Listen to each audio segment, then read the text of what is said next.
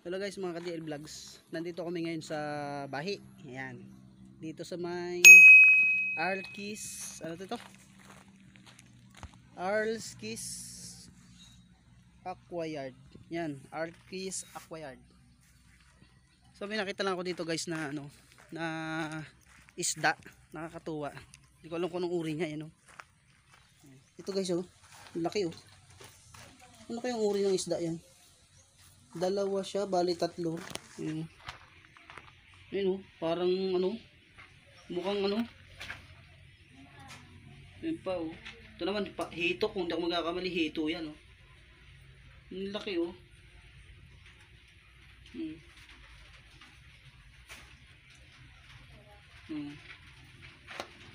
Ang laki na buntot. Hindi ko alam kung anong uri siya ng isda guys, ayun oh. Buntot. Parang balat siya ng ahas. Yun oh. Ang laki oh.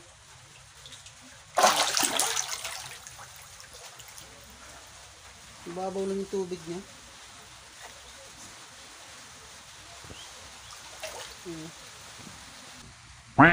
So guys, meron din sila ditong maliliit na isda oh. Ang cute oh. Ayun. Anong tawag dito na sa isdang rin? Fish? Muli. Ah, muli. Yun pa oh. Cute oh. Tuwa. Katuwa naman oh. Sarap tingnan yun. Liliit ang mga puti oh. Arlkis Aquayard. Dito sa Barangay Bahi. Ayan oh. Nagbebenta rin pala sila dito. So guys, dito naman tayo sa kabila. Ito ang mga isda nito. Ito naman oh, parang mga goldfish din. Para mga goldfish. Ay, itong mahal dito.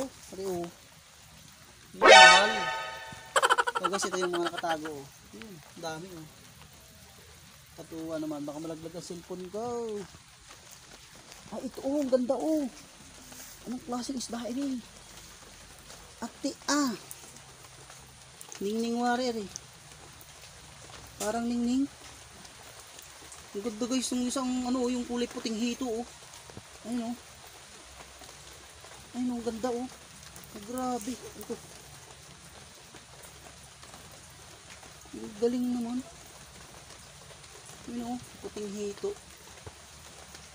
Ang laki guys oh. Kaisa. Bali tatlo yan guys oh. Ayun oh. Ako isda yan. Comment kayo sa baba guys kung alam nyo isda yan. Dito tayo sa kabila. Ito naman ay wala pang isda dito. Palaka pa lang available dito guys. So palaka pa lang yung available. Dito isang span na to. Nakakatuwa yung puting hito na yun oh. Puting hito ayun oh. Katuwa talaga siya guys oh. Ang laki oh. Tansya ko mga 3 kilo mahigit yan eh. Sa kabila naman ano kaya meron din eh. Ah, natural na hito siya guys.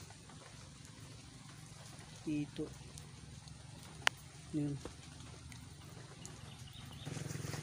Arlkis Aquayard. Ayan o guys.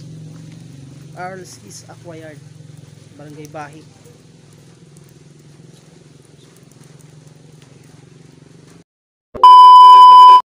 바람이 불어온 그 밤에 잊고 지냈던 조각들이 난 떠올라 순간에 falling